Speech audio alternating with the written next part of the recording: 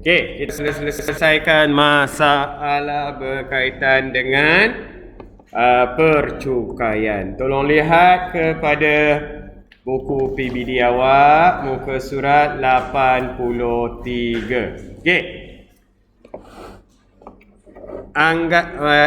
Soalan A, anggaran sewa bulanan bagi pegangan tertentu adalah sebanyak RM504. Kadar cukai pintu yang ditetapkan ialah 4.5% setahun. Hitung cukai pintu yang perlu dibayar bagi setahun dan setiap setengah tahun. Jadi, kalau tengok, kita kena cari apa dulu kelas? Ya. Di sini dia bagi sewa bulanan RM504. Jadi, kita cari dulu nilai tahunan. Nilai tahunan kita awak akan dapat 504 darab 12 bulan berapa? RM6,048. Itu adalah kita punya nilai tahunan. Jadi kalau dia dah bagi di sini kadar cukai pintu yang perlu bayar 45% setahun. Jadi kita nak cari dahulu cukai pintu untuk setahun dulu. Maka cukai pintu untuk setahun punya adalah 4.5% daripada 6,048. Kamu dapat RM272.16. Itu untuk setahun. Kita ada satu lagi ditanya setiap setengah tahun. Jadi maksudnya setengah tahun saya perlu buat apa? Ambil saja daripada yang setahun tu. Jadi kita nak cari cukai bagi setengah tahun ialah RM272.16 bahagi 2. Dapat berapa? RM136.8. Ya, selesai. Boleh kelas? Boleh. Okey. Salin dulu.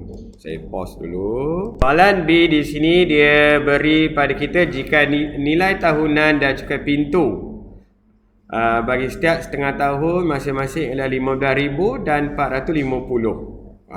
Jadi maksudnya dia dah bagi pada kita nilai tahunan RM15,000. Cukai pintu bagi setengah tahun RM450. Soalan dia, hitung cukai pintu yang perlu dibayar bagi setahun.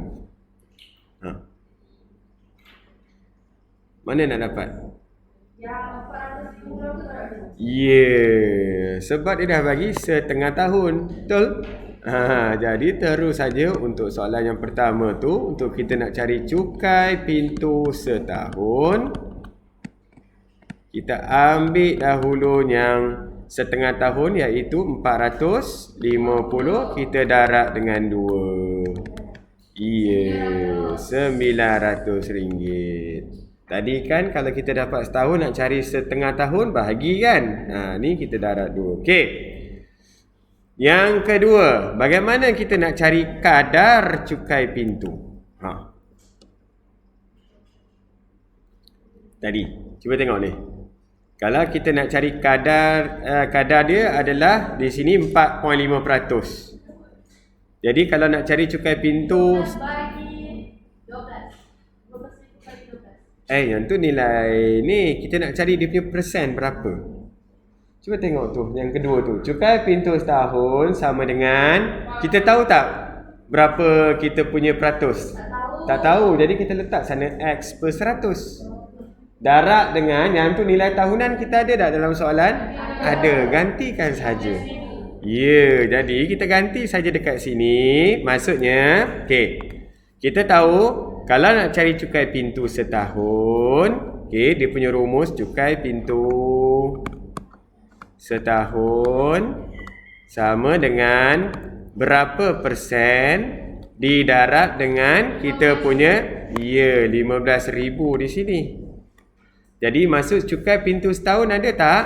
Ada. Ada 900. Ganti saja sini 900. X kita tahu tak? Tak tahu. Jadi yang ini kita boleh selesaikan 0, 0, 0, 0. Jadi bawa berapa ni? 150. Darab bawa pergi sebelah jadi apa? Bahagi. Dapatlah X kita. Cari ya. X berapa? 135,000. Hah? X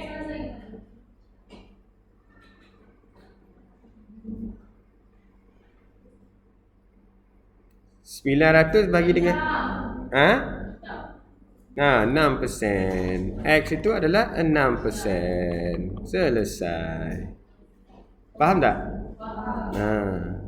Kalau awak kira balik 6% daripada 15,000, betul tak RM900?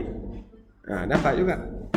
Okey, cek balik, dapat jawapan yang sama. Okey, ini soalan yang kedua. Dia terbalikkan saja.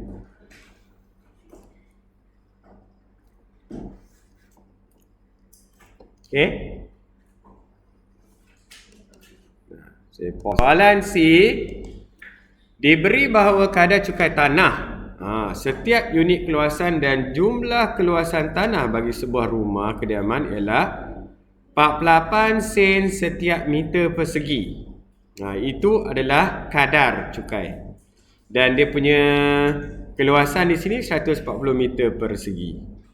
Berapakah cukai tanah yang dikenakan pada setiap tahun? Jadi kita kena buat apa tu? Darab terus. Macam mana nak kira cukai tanah? Cukai tanah sama dengan berapakah kita punya kadar cukai kan? Kadar cukai kita 48 sen. Didarab dengan kita punya berapakah jumlah keluasan? 140. Berapa ringgit dapat? RM67.20. Terus dapat jawapan. Kenapa nak darab pula dengan 12 kak? Tak, memang dia setahun ni. Cukup lah, jangan banyak-banyak. Oi. Naya Pak Karim. Nak kena bayar banyak-banyak Ini cukai tanah kak? Cukai tanah terus saja. Tadi cukai pintu lain Kalau 20 tak 2 je dikira salah 20 dikira memanglah mana ada 2 apa? 2 sen. Tak boleh lah. So cukai tanah tu setahun kan? Tapi boleh bayarlah separuh tahun ikut dia punya tu lah. Cukai pintu yang separuh tahun. Cukai tanah setahun. Setahun sekali bayar.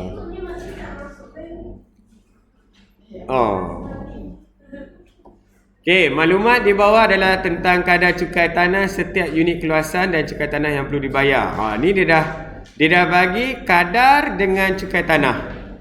Jadi yang ini dia minta kita cari apa? Kadar cukai dia bagi 45 sen. Cukai yang kita kena bayar dekat sini RM72. Soalan dia tanya cari jumlah keluasan tanah. Sama macam soalan tadi. Macam mana? Kita tak tahu jumlah keluasan tanah kan? Jadi kita tahu bahawa kalau kita nak bayar cukai sama dengan kadar cukai tanah kita 45 sen. Kita darab dengan jumlah luas keluasan tu kan? X, betul tak? Ni kita kata X. Tak tahu berapa. Cukai kita tahu tak? Tahu. Kita dah tahu RM72.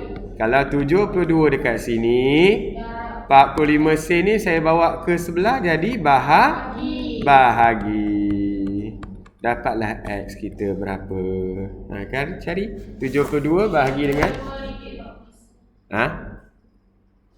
72 bahagi dengan 45 sen. Dapat jawapan 160 meter persegi. Itulah keluasan tanah tersebut. Boleh?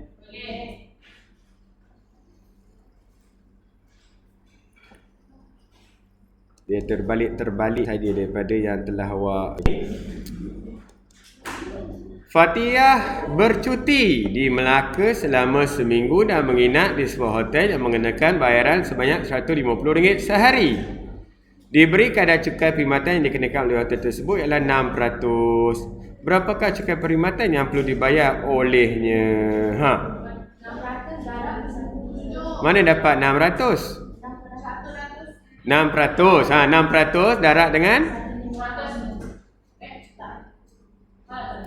Cuba tengok ni. Hati-hati. 150 sehari. Dia stay dekat sana berapa? Seminggu. Kita cari dulu jumlah dia kena bayar kan?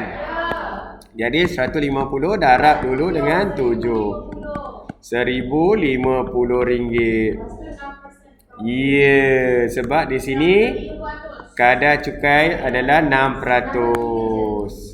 Jadi maksudnya cukai yang cukai perkhidmatan. Sabar. Saya baru nak salin. 6% daripada berapa? 1,050 dapatlah. Hai. 63% lagi macam mana? RM63. RM63. Boleh? Okey, seterusnya. Perkhidmatan yang ditawarkan oleh sebuah hotel melibatkan kadar cukai perkhidmatan sebanyak 6%. Okey, macam tadi juga. Bayaran penginapan yang dikenakan adalah berjumlah 100 semalam. Jika seorang pelanggan membuat tempahan bilik selama 3 malam, berapakah cukai perkhidmatan yang dibayar olehnya? 100 semalam. Darab dengan 3 dapat RM300. Jadi nak cari cukai kita adalah 6% daripada RM300. Betul? Ya, RM18. Susah kan?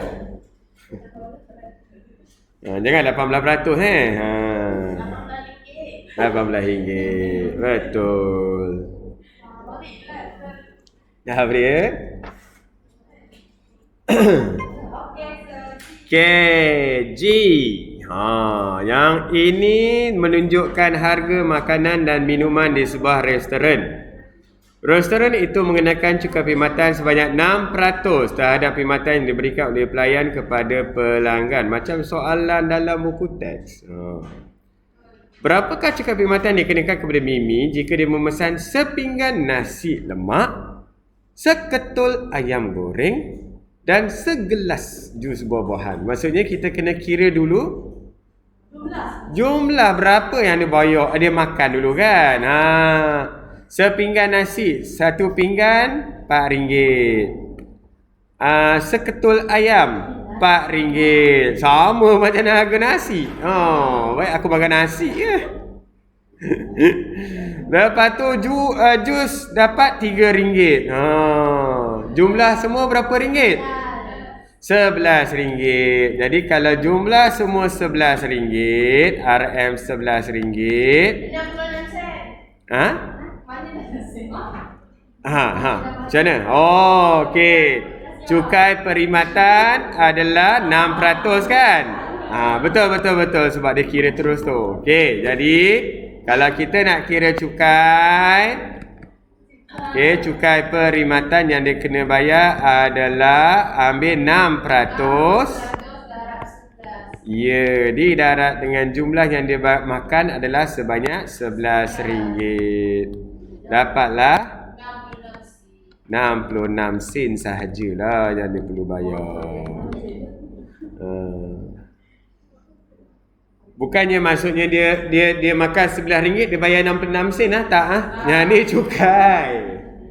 Okey, seterusnya hitung bil yang perlu dibayar oleh Mimi setelah mengambil kira cukai perkhidmatan. Jadi dia makan RM11. Lepas tu dia bayar cukai 66 sen. Pergi dekat kaunter kenalah bayar RM11.66.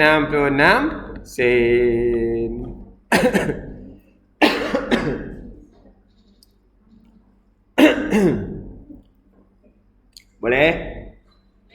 Boleh. Okey, yang terakhir. Hish. Harga barang A, B, C, D, E. Dia bagi dah tu harga-harga barang dia. Diberi keadaan ni cukai jualan 10%. Berapakah cukai jualan yang dikenakan jika hanya satu unit bagi setiap barang A, B, C, D, E yang dibeli? Maksudnya, kita beli A1, B1, C1, D1, E1. Kita kira dulu dia punya jumlah. Terus dapat berapa jumlah? 1260. Jadi kalau di sini dia beritahu bahawa kadar cukai jualan adalah 10%, maka kita akan kira cukai jualan yang perlu kita bayar.